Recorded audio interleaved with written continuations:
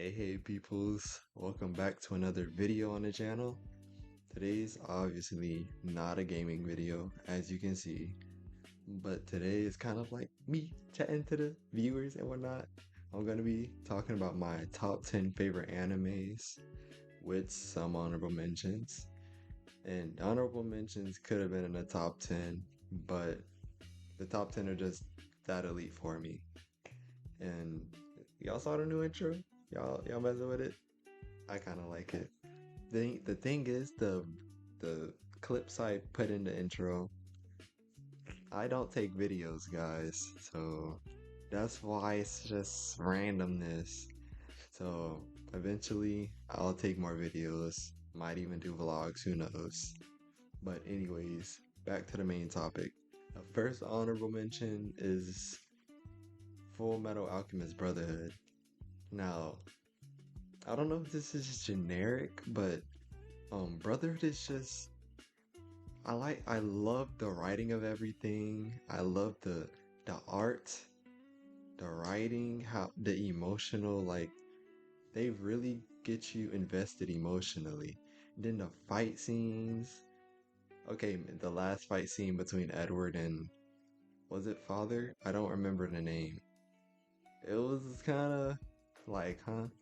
You just beat up a god, in anime, but like it was still such a nice, just everything. Oh my gosh. I think I finished it. And did I finish shit? No more than 3 days. I'm pretty sure that I finished that anime. This is during quarantine.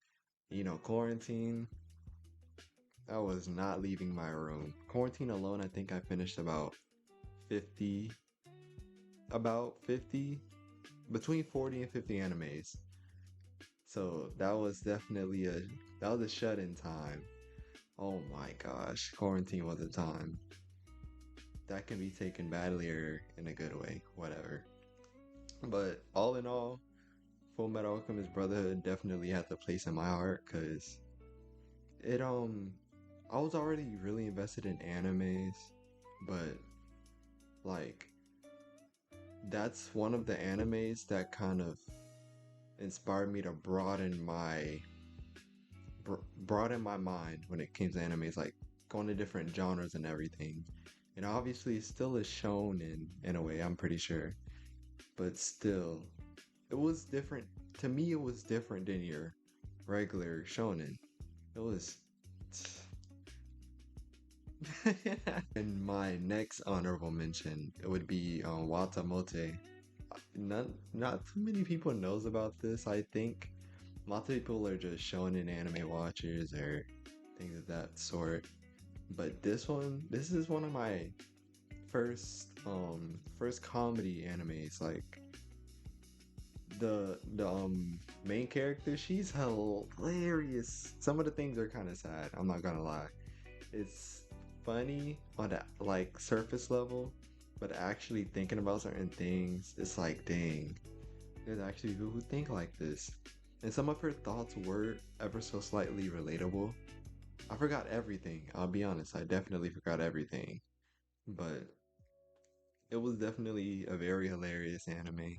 There's other funny animes like Asobia Sobase. I'm pretty sure that's what it's called. And Grand Blue, but Watamote, that's another anime that has a place in my heart. Cause this is so hilarious and the way that she actually blames the world for her unpopularness. Oh my gosh. Wow.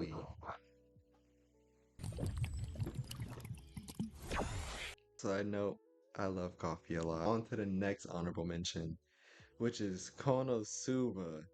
This is Konosuba. While Watamote is my first comedy anime, Konosuba might be my favorite because it has no business being that funny, and they need to hurry up with another season because what the heck, like out of the Kazuma and then his squad, each of them are so hilarious individually and even more hilarious as a squad. And I like how each season progressively the world building like expands, and obviously in an anime that's how it usually would be. But I love how Konosuba does it. It does it in a very simple way, but I like simple personally. But I love the way that they do it. And then the OVAs that they have, all of it's just great. And it's really just a bunch of nonsense, but it makes sense at the same time. So it's also another anime that has a place in my heart. I could really kind of, let me not, I was gonna say I could talk about it forever, but I don't think I can. But it is still my favorite comedy anime. Now, on to the main top 10. And at number 10, it's kind of hard to scale these because some of them are like extremely close. So, like, take the rankings with sort of a grain of salt. Just know that they're all just kind of up there. But take the rankings with a grain of salt. You'll know when, like, something kind of deserves a spot, I think. But at would probably, number 10 would probably be, Dungeon Meshi. Now, I think Netflix did pretty good with an anime when they made Dungeon Meshi, because usually Netflix shows and animes are kind of like hit or miss. This is one of the hits actually, because Dungeon Meshi, you're going and thinking it's just about food, it's just about, you know, just monster food, this, that, and the third. I hope I'm not spoiling. If I am spoiling, I'll put the marker for number 9 somewhere. But it's really just not about food. That junk, it really has a story behind. It has a story behind it, and then the way that they prophesize things, and they go all the way back to what, centuries before. Oh, when I watched that, I didn't finish it in one day, almost. But when I watched it, it just had me so captivated because I love the food part, most definitely. The way that they had to be strategic in killing certain monsters, then how they obviously couldn't eat every monster, but they'd have the um certain ways to cook each monster, and then the backstories of certain characters. Oh man, and then the dungeon mat, or would it be the dungeon master? Y'all know what? If you watched it, you know who I mean. The elf who served that king. All of it. Oh man. I honestly am going to read the manga. When an anime has not finished, you know, catching up to the manga, and the next season doesn't come out for a long time, I go immediately to the manga. Like, I love reading manga. I love reading books in general. I honestly want to read more books, but I don't be knowing which books to read. So I definitely, if you got recommendations, I'm glad to take some. But that's for Dungeon Meshi. Number nine, um, number 9 would have to be Free Aaron. Y'all know about the anime? Uh, there's no way y'all don't know about the anime because it was a nominee for Crunchyroll for certain awards. I'm pretty sure. But Free Aaron, it's so like, I don't want to even call it simple. It kind of is, but kind of isn't. It's such an enjoyable show to me though. It's not boring. And well, I like boring. So even if a show is boring, I will still watch it because I love slice of life animes, romance animes, like regular life things. And while technically Frieren isn't a slice of life, I kind of view it as a fantasy slice of life. I don't know if that makes sense, but it's because they're not always fighting. Sometimes they're just strolling, going to different villages. And I love the trope of a character that died. Oh, if this is a spoiler, I'll put the marker somewhere. for number 8. But it has the trope that a character that dies before or at the beginning of the story literally haunts the like rest of the anime. And I like that trope for Frieren. I hope I'm not saying the name wrong, but I love that trope for this anime because each time Frieren, the main character, is like visiting a different village or going through certain hardships or whatever, they go back to her time with the character that passed and see how they solved a similar problem or that exact problem in the past. And she applies that in the current, the present. And I'm assuming she's that's gonna probably be happening for a while, unless I think they stopped doing that. Cause like, his story can only tell but so much. But he taught Frieren a lot. And Frieren's gonna use that for the rest of her life. Even if his time in her life was really a speck, because elves live like 1,000 plus years, and even 1,000 is very young. That's like a baby, I'm pretty sure. I don't remember. But now, like, it's so good because now it's like she's starting her own journey now. Like, it's going to be from her own perspective and not her looking back on her life and seeing how she solved this in the past. Now it'll be a new life with new characters, Stark and I forgot um the lady with the purple hair. I am not good with characters' names. I haven't watched Frieren since what, last year. So yeah, cut me some slack. Now my number 8. This was a little hard considering because once again, I love all top 10 of my animes. But number 8 would have to be One Piece. One Peak, if I must. Um, y'all, y'all might think it's a little long, not even a little, kind of long on my list. And One Piece is great, but the other animes in front had more of an emotional impact on me. And people's top 10s, that's their favorite based on the content in the show, animations, all of that, and also the emotional impact. That's how I think of it. So, y'all know this is my top 10. So, hey, it is what it is. But One Peak is at my number 8. Yeah, One Peak's at my number 8. And it is at my number 8 because while the pacing might be, bad or whatever, One Piece is one of those animes where I didn't have to be like, dang, I finished already? I gotta wait for the next season. No, it's 1100 plus episodes. I don't gotta do that. So I love that for One Piece because what? You know how many animes that was 12 or 24 episodes? I'd be baffled by how unfinished the story ended, but now it's all good because I got all these episodes, but I took like 2 breaks from One Piece because I caught up way too quickly.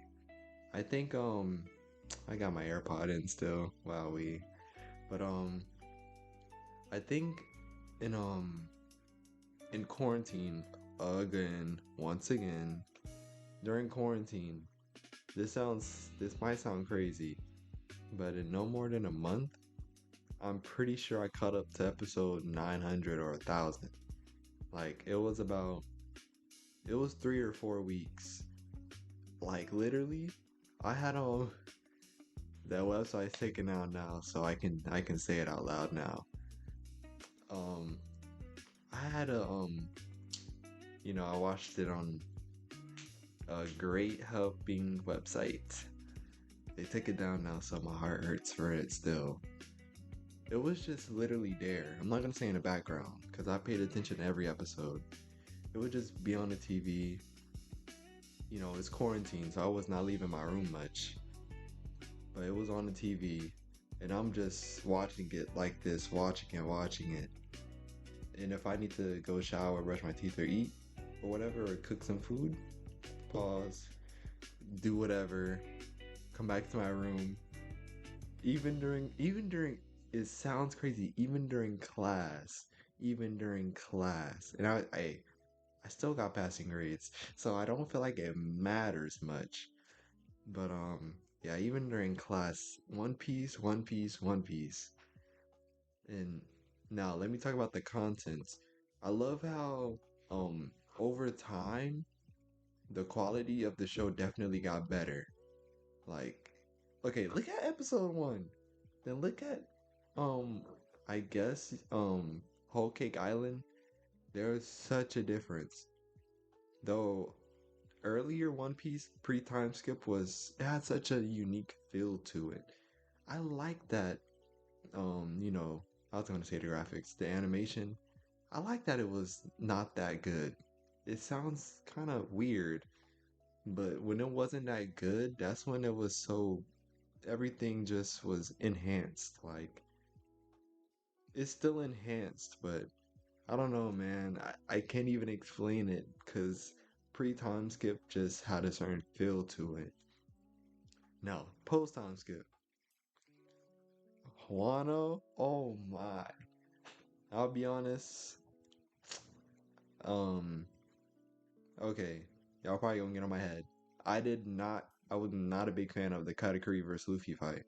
I don't like how it ended. It maybe I need to rewatch it, but I thought it was kind of plot a little bit, cause whatever. Whatever. I don't want to spoil. People not gonna really watch it, but I don't want to spoil it for any newcomers who might watch it in the future. But overall, One Piece, the world building, I love the world building. How he like each island, obviously he discovers it's gonna come back eventually.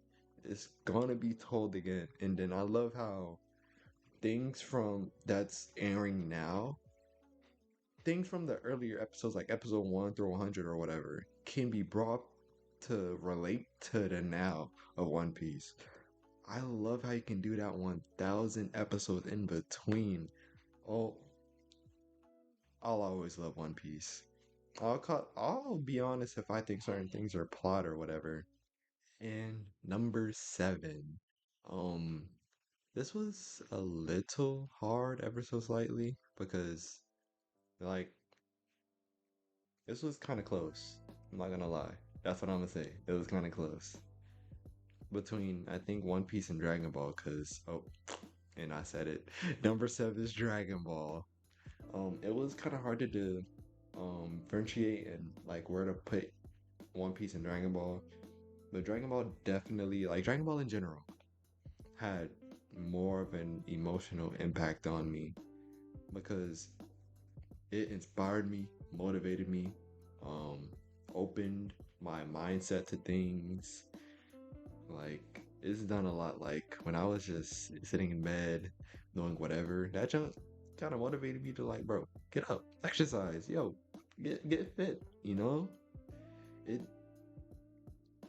once again it inspired me to be more open to things that I can do this, and that's really what anime is for me. Like, um, anime definitely saved me a lot.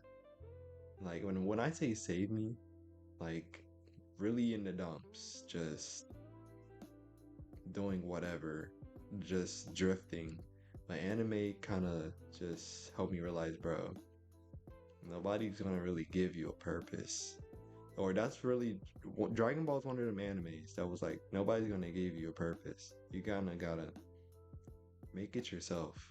You know, find your own purpose. Find something you're good at. Experiment something. You're gonna find something if you want it bad enough, and you gotta want it bad enough. I definitely I got that from track and field because I said it in some videos. I ran track in high school, and if you want something bad enough, you'll go and get it. If you don't, you're not gonna strive that hard. But if you want something bad enough, you'll keep going, even if everything turned into the finish line. But then again, life is really not a 400 meter. It's life is really just a marathon. So you gotta stretch it out for as long as you can. and that's really what Dragon Ball was for me. All the characters, there was character development in everybody, even Goku. You might not have seen it or whatever, watching your eyes closed, but most of them had some type of character development, especially Vegeta. Oh my, Vegeta, Vegeta's so cool with how his character development was. Like, um, I really would see Vegeta like bet in a best friend way to Goku. He's like a Tsundere, but in a best friend way. If that makes sense to Goku. Like, I love their rivalry. I love how they continue to challenge each other to keep going forward. Like, that's also just, Saiyan blood. But I love how they do that for each other. Then all the other characters, the comedy, the emotional moments, the speeches, the arcs. I I can't even tell you my favorite arc. It's hard to say my favorite arc. It used to be the Cell Saga because Teen Gohan. Come on, Teen Gohan. I was about to say one of Teen Gohan's lines, but it's gonna sound a little cringy if I do it. I'm not gonna lie. But that one scene, I'm my father's son. I'm telling you, if I find the clip. You forgot one thing. I'm my father's son. But really though, I really do love Dragon Ball. What OG Dragon Ball, Dragon Ball Z, Dragon Ball Z Kai, though Dragon Ball Z and Dragon Ball Z Kai is really the same thing, but Kai is just, I think, less lore, more fights or something. And Super, I did watch GT, I watched down there most of the Dragon Ball, things, even the movies. I just didn't finish Daima, and I did not watch Dragon Ball's Heroes, Dragon Ball Superheroes, or whatever it's called, because I think it's low-key too much for me. I'm not gonna lie. But yeah, that's what it was for Dragon Ball. Dragon Ball's that's what got me into anime. If I'm being honest, it got me into anime. So yeah, that's what it is for Dragon Ball. But number 6. Now, number 6, I'm not even ashamed to put it at number 6. And geez, I'm not gonna lie, a top 10 video is taking a very long time, huh? But I want to give y'all descriptions on why these are my top 10s. But number 10 or number 10, number 6 for me would definitely have to be JoJo's Bizarre Adventures. Um this was one of my first quirky animes to watch. You can't lie, JoJo's is quirky. Like, um, oh, it's so weird. I could name so many things. Kakyoin and that cherry. No, it wasn't. Never mind. If you're planning to watch JoJo's, I'm not even gonna spoil it. Just watch it for yourself. Watch JoJo's. I was definitely one of those people who'd be like, "Hey, bro, just watch JoJo's. Yo, watch JoJo's." I'd say it everywhere. I'd annoy my friends to watch JoJo's. But no, I was serious. Watch JoJo's. But still, there's so many quirky, good emotional moments in there. And ah, that's another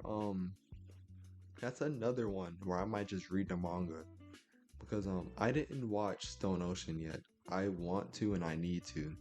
You just hear reviews about how they missing content and whatever. But I'm still gonna watch it eventually. But it definitely had such an emotional impact on me because it contributed to my weirdness. I'm not gonna lie. Like my humor, it definitely made me ever so slightly more weird. I loved each part of JoJo's. My favorite character is hard. I think it would have to be either Joseph before he got old, before part 3. Because if you know about part 4, you know. But definitely that. Or who what other well, you know what I mean. But Giorno's also another one of my favorites because he's literally just like that. He's so cool, and all of their fits are so tough. Like in my opinion, they got some of the best fits in all of anime. I don't know if it'll be top. Isn't they're not number one maybe, but they're up there for me in my opinion. And then I love how Dio just got he has beef with the whole family tree. Like for dang near no reason or not a good reason. I'll say that. But that's what it is for JoJo's. Lots of the animes in my tops are just first for me to be honest. They're really just first. But number 5 would have to be this was also a hard one because number 5 and 4, one of my good friends, I don't know if he wants me to say his name, but on here, but one of my good friends put me onto these next two animes, and I thank him a lot because they're genuinely so peak, and these two animes really also broadened my mind to the world, and it also opened my thought process, like made me very much more thoughtful of certain things, and that dang, the world really is pretty. When you think about the world, it really makes you just think. Really makes you just sit there in the dark room and just think about yourself, people around you, the world, and all of that. But number 6 would have to be Code Geass. I think I teared up in a certain scene. A certain scene. Just know I'm gonna just say the line, I order you not to die. That did something to me. Um, I think I don't remember if I either tear. I don't think no, I teared up. I don't remember if a tear actually fell down. But I had to pause and lay in bed for a while after I realized what was gonna happen. It broke me inside. I'm not gonna lie. That had such a fat effect on me. It hurt. It hurt. But I really loved how Lelouch, he's the main character. I loved how he genuinely did change the world with his ideals. He he did everything not by himself, but essentially kinda by himself. He obviously had help, but his mindset alone, everything, he did it. When he said he was gonna do something, he did it. Oh, what? And then his quirky poses, um quirky poses like this. Like, come on. I'm not gonna have so many pictures. Or no, not as many, but I got a few pictures of me doing some of his poses. Oh my gosh. I'm not putting them in a video though. I am not embarrassing myself like that. Not yet at least. Maybe in the future. But it was definitely also such a it helped me with my sort of negotiations with people because it made me become a I was already a pretty observant person, but after Code Geass I was even more observant. Like I'd observe a person, this might sound weird or whatever, but I don't think it's that weird, but I'd observe a person's tone, slight body adjustments, how they say things, how differently it is, like so many things, but I won't care to say anything about it because at that moment it does not matter to me. I'm gonna just keep it noted. I will just keep it noted. People not gonna realize that, but I'm gonna just keep it noted because like if something's slightly off, I'm gonna be kind of weary because what's wrong? But anywho, my number 5 would have to be Steins Gate. Like if he watches this video, he's gonna know. He's gonna know. But Steins Gate. This is another anime that I was glazing for a while because like the main character is a cork ball. But after I finished watching, I got obsessed with Dr. Pepper. Even now, like if I'm not drinking coffee, I'm drinking Dr. Pepper, or sometimes sweet tea or tea in general. But coffee, Dr. Pepper, sweet tea, those are my three drinks. And Steins Gate definitely got me into Dr. Pepper, a genius's drink. But I'm putting that aside. The way that the story, oh man, the ending is really like the ending, and then the second anime, and then the movie. That's really what got me. But overall, I love the art style of the anime. It was different. And then I loved how over time, I don't like seeing characters lose their mind per se, but over time you can like actually see his mental kind of just, it was deteriorating ever so, if you want to say that. And he was border, telling you, I'm about to spoil some things you might want to skip. But it's just he was so ready to give up, but then he got a phone call from either somebody from the future or his future self. Even just talking about it, of course, gives me chills. Y'all know about Amori, but it really is a beautiful anime. Like about time machines, Russians, the time machine war or race or whatever. Man, watching that era of life, watching Steins Gate was so beautiful because that was also a time where I didn't really care. No, let me not say care. I didn't have to try enough in school to where my other personal hobbies would get affected. Like school was just like, anywho, on to anime and games. It's been like that honestly till maybe 11th, 12th. I was napping almost every day in class, I'll be honest. But what it was probably every day. I'm not gonna lie to you. In 12th grade, I was napping probably every day in class. But 11th grade and 10th grade, oh gee, was running me for my money. But I watched Steins Gate in, I'm pretty sure I watched Steins Gate in 12th grade. I don't remember per se. I don't really remember. It might have been 12th grade, but it had such a huge effect on me. And was that number four? Yep, that was number four. Now my number three. Number three, definitely. Hmm. And some of y'all don't know about this because y'all don't really watch romance animes. I mean, y'all probably do. I don't know. Lots of people watch just shonens. But when it comes to animes, I love having some type of variety. Like, if you give me an anime, if like I'm even gonna watch Yu-Gi-Oh! One of my friends, he's so insistent on me watching Yu-Gi-Oh! And at first I'm like, I'm not turning that garbage on. But like over time, I'm like, okay, I'll watch it. Like, come on.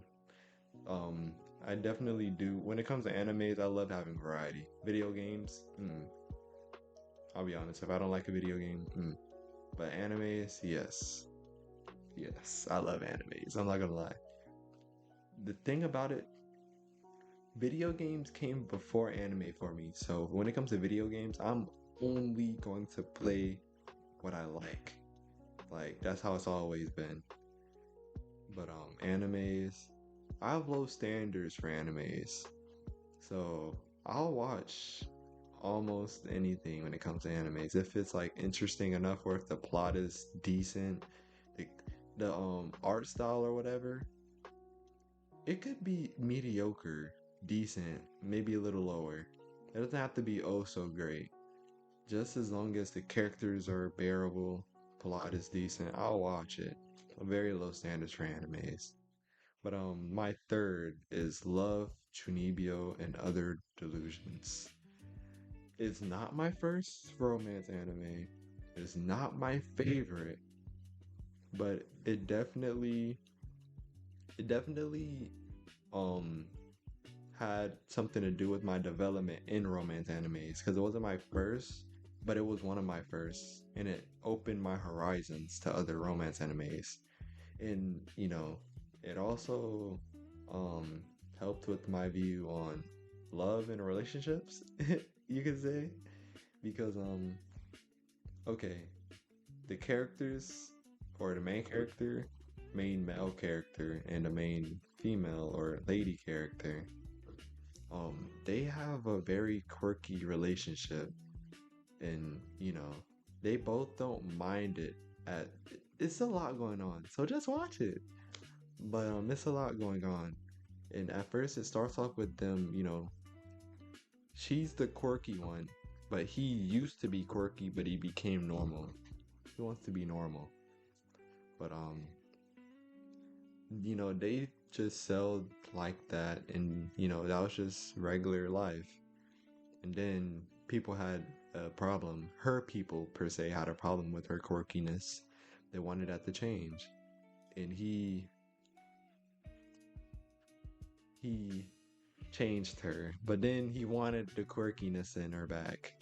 It's it's not even that much going on in the anime, but it's such a nice watch. It's a breath of fresh air, I'm not gonna lie. Oh, and then the art style is so beautiful. Oh my gosh. But it definitely viewed or shaped my, or no, I don't even think shaped is the right word. It developed, it helped me develop my own view of love and relationships, because before it was a little warped. It wasn't actually my own, it was just what I saw. But does that make sense? Before it was what I saw, but after the anime, it helped me develop my own, you know? And then it was like, the way you view love, the way you handle your relationships don't need to be like everyone else's. It can be in your own weird, quirky way. And hey, if it looks like somebody else's, then so be it.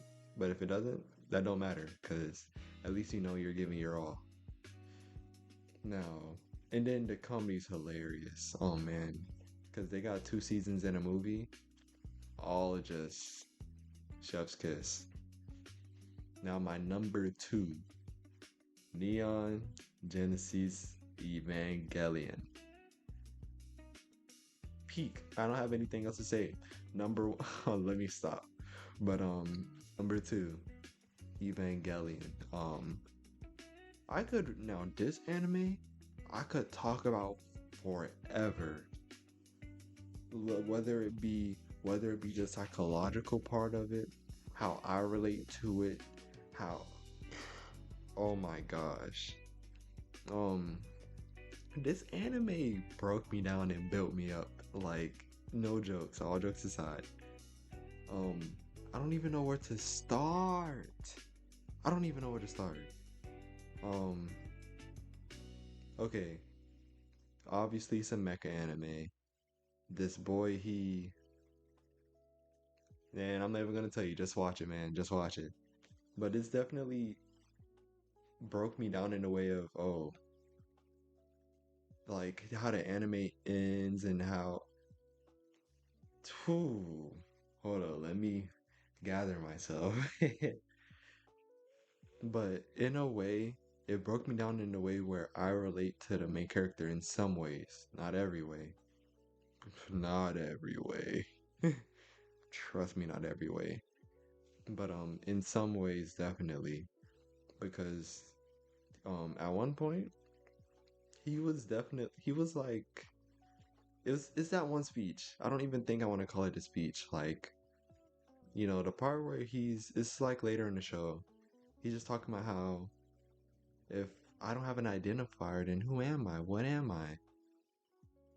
Like, how can I love myself and I don't even all of that stuff? And it makes you kind of spiral, or it made me spiral, cause that segment was beautiful, but geez Louise, it makes you really question, like, dang, out of other people's perspectives, what do you think of yourself? Who are you actually?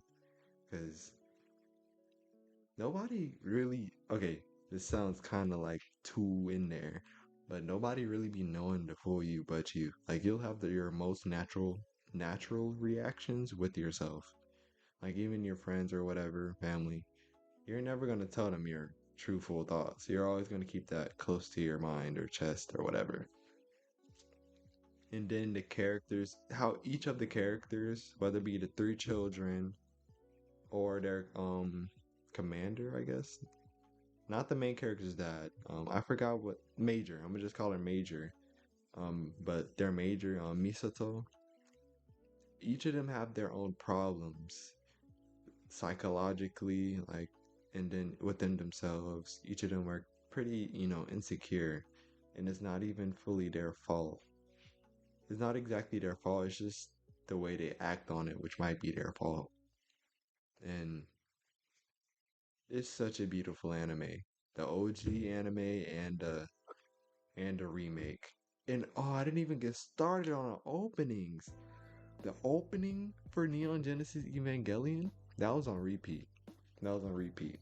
Like 25/8, that junk was on repeat at one point. That was the only song I listened to for a while. Cause it's so beautiful. And then Fly Me to the Moon. If I could sing, I would have sang it for y'all. That junk is peak. I should have talked about the opening for the other animes I've mentioned. But it's cool. It's cool. But that's Neon Genesis at number 2. Now number 1, before I say this, don't judge me. Just listen. Don't even think too much about it. Just listen, man. Okay? Okay, thank you. But number 1, it's an anime called Mysterious Girlfriend X. Now. If you know the anime, let me explain myself, okay? Thank you. And then one thing too, one of my friends for my birthday, he bought me all the volumes from Mysterious Girlfriend X. But I love that I can just reread it. Oh, I could reread the manga as much as I want. Like even to college, I took all 6 volumes with me. Like everywhere I go to stay or live, those were going with me. Like I told you, I love reading. And then you got my favorite manga and anime. Those are staying with me forever and ever and ever. But first, I love the opening. Like that was on repeat for a while too. I love the art style. I love the story. The anime didn't finish it. It is not caught up with that manga, so that's irritating. That's why I caught up with the manga. But the anime itself is very great. And that that anime shaped how I viewed love. Like that solidified how I viewed love in a sense of like my love doesn't have the way I view or express love doesn't have to be like the world, and then me and my partner's um actions on love doesn't have to be the same as long as we know that we love each other, and then we act on it in our own way, but in a healthy way, obviously, and it's somewhat equal, like, or equal, then that's just fine. It doesn't have to be no 100 0 or whatever. I don't really get that stuff when it. Maybe I'm narrow-minded on that topic or whatever. The people talking about 30 70, 100 0, like what? Or 50 50, like there can't be a 100 100. Like y'all both can't equally give your all with love. Like I don't really understand that. But anywho, I really like. Man, I know I was talking about anime, but now I gotta talk about the manga because the manga gives way more content. But I love the manga, like love the manga. It's my favorite manga. I said this, and man, once again, the art design, like I have the manga right here. I have the manga right here. I'm not gonna show y'all all of the manga, but still, I love the quirkiness that the main character, the main dude character, he's not exactly even quirky per se. A lot of things I don't like his mindset that often. I don't really like how he thinks too often. It's really weird. It's quirky. But the main lady character his girlfriend. The quirkiness that she showcases and how she like expresses her love. Like you might think that she even like him, but then certain parts you're like, oh, okay, okay, that makes sense. Like she doesn't really, she's not too open about her feelings, like with words, more so actions. And then, but she also has like a decent or pretty high, to me at least, pretty high level of self-respect, and she's just a really cool character, and she brings out a lot of good in him, even though with her he's just kind of a ever so slightly a scumbag. But I really do love the anime. I wish it would have been a continuation. It could have been so long, but at the same time it ended pretty perfectly. So I feel like it also doesn't need to be continuation. That's another thing with a lot of animes. They don't be knowing when to end. Some parts they could just end it perfectly and it could just be good like that. Like it could have continued, but just because it could doesn't mean it should. Because it sometimes the creators just butcher things. So I'm grateful to the mangaka, if that's what you will call him, that he didn't continue it. It ended perfectly. I love how it ended. So that's why that's my favorite anime. Like it had such an emotional impact on me also because I finished it in one night. I think I rewatched it twice in one night. It might sound a little crazy, but that's definitely what I did. And like that's how much of an emotional impact that had on me. It wasn't my first romance anime. My first, if you will, Darling in the Franxx.